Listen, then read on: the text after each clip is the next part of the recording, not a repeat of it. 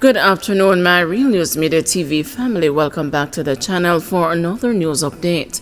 And in the news this afternoon, alleged human traffickers walk free.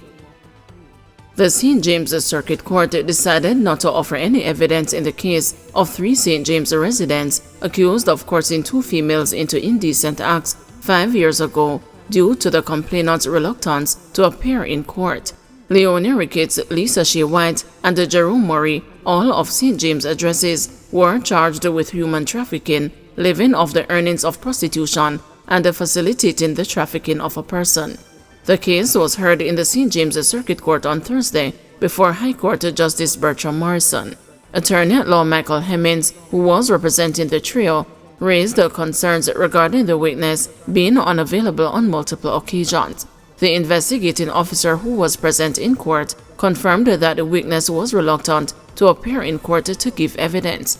Due to the inability to secure the witness, the Crown was unable to prosecute the matter against the 3 defendants. The 3 defendants pleaded not guilty to the charges. The prosecution offered no evidence, and the judge told them that they were free to go. In the case of the other female, who had reportedly escaped, no statement was obtained from her. As a result, her account of the event was not documented or considered in the investigation, excluding her from the case.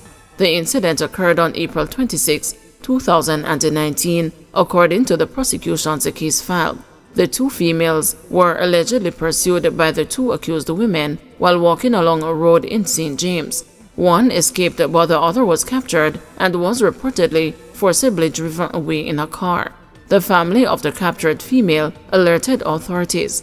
They also contacted the other female who had managed to flee, requesting her assistance in finding the missing woman. Maury was reportedly discovered by police on May 4 at Ricketts' home in New Ramble and taken to the police station. When she arrived, she reportedly informed the police that she knew where the missing female was. Contact was made and the missing girl was discovered in Cambridge. Wanted man on murder charges denied bail. A man charged with the 2022 murder of 29-year-old Kemar Wilson in Catherine Hall, St. James, was denied bail because he was deemed a flight risk after reportedly providing a false identity. The defendant, Soroyan Brown, appeared in the St. James Parish Court on Friday. During Friday's sitting, Brown appeared in court wearing a neck brace. His lawyer, Kadeen Coleman, alleged that he was beaten by the police. As a result, presiding judge Natisha Fairclough Hilton made an order for him to get medical attention. During a bail application, Coleman stated that Brown was not in the area at the time of Wilson's murder. She also indicated that he had left the parish because of threats to his life. However, the Crown objected to granting bail on the grounds that the police issued a release identifying Brown as a person of interest on the JCF's Wanted Wednesdays feature.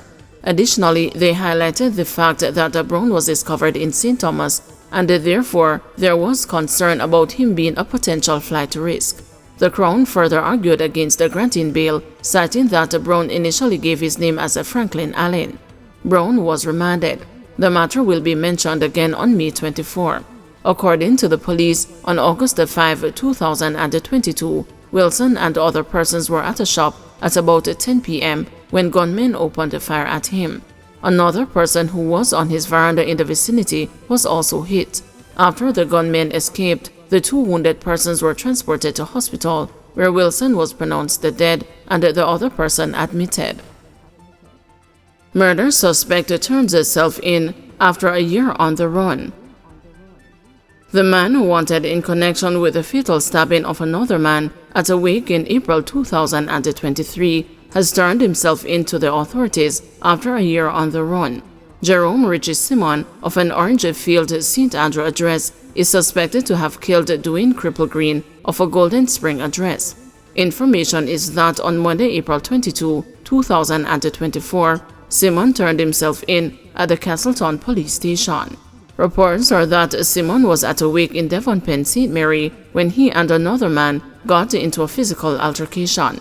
A knife came into play, and it is said that Green intervened to stop the brawl when he received the stab wounds to his upper body. Green was taken to the Anota Bay Hospital, where he died. Simon reportedly fled the scene and has been on the run since. He is yet to be charged. Brother punches sister over remittance money.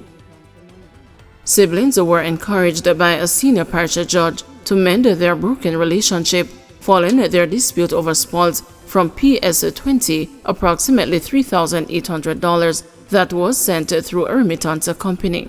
Wanna mash up on a relationship over PS20? I don't understand how good brother just get up and thump sister in her face.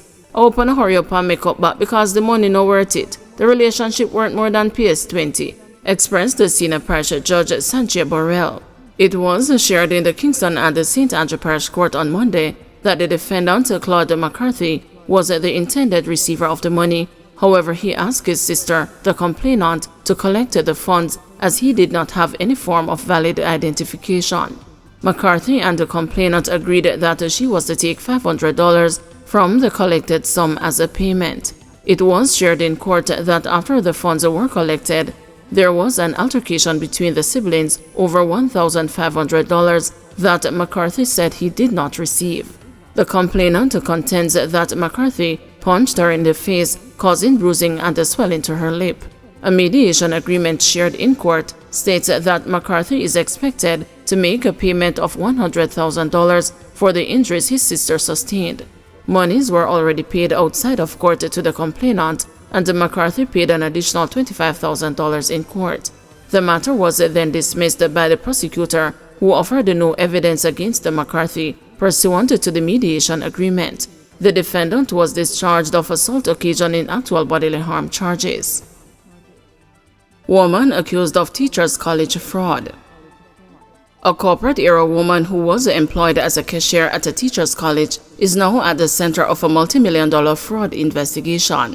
Charged with 3 counts of embezzlement is Christina Williams, who investigators contend swindled in excess of $5 million from students of the college.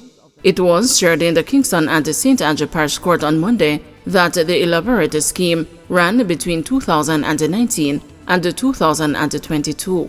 It is alleged that Williams, in her capacity as cashier, collected monies from students, which was expected to go towards their tuition fees. Williams, according to prosecutors, hand-wrote receipts and indicated to the students that they had cleared their balance with the institution. However, when students checked their accounts, they indicated that they still owed the tuition. Tamika Dunbar, attorney at law for the accused, submitted that an attendance log be made available for disclosure at the next court date. My instructions are that my client was not at work on the dates and that someone was using her login to access the system, Dunbar argued. The matter was adjourned by Senior Parish Judge Sanchez Borrell until June 24, when the matter is set for mention. Salary setback for UA's academic staff. A 15% salary increase accepted by academic staff of the University of the West Indies will not be paid this week, as initially agreed on after the tertiary institution indicated to union representatives that it will not be able to meet the deadline. In an April 16 letter to Professor Paul Brown, president of West Indies Group of University Teachers, Campus Registrar Dr. Donovan Stanberry said the decision came after a meeting with the relevant teams needed to implement an across-the-board increase. The executive management was advised that it would be impossible, especially in light of the fact that all 3 payrolls are due on April 25, 2024, the letter from Stanberry said. However, he said the teams have commenced the work and sought to assure that the new salaries will be disbursed in May. April's additional payment is also expected to be made at that time. Brown declined to comment on the development when contacted by the news on Monday, indicating that he did not have any other information to add. WIGUT informed the members via a newsletter on Friday about the delayed payment. Members were told early April that negotiations had reached a point where the government had placed an offer on the table of a 15% salary increase effective April 2024. A proposal for a retroactive payment of 5% that would cover the period August 2023 to March 2024 to be paid in October 2024 was put on the table. Additionally, a salary increase of 9.5% is to take effect April 2024. Through compound interest, the net overall increase to salaries amounted to 15%. After much discussions, members voted to either accept or reject the offer. Voting concluded with a majority, 70% of the attendees opting to accept the offer. WIGUT's lead negotiator, Hubert Devonish, told the members. The union said still in the pipeline is the completion of the full collective bargaining agreement, inclusive of non-salary items, for the 2023-2026 triennium, and the campaign for compensation review and for regional and international salaries as part of this review. There are many rivers still to cross. The cost of living allowance is just the first of these. The journey continues to the end of the year and most likely beyond.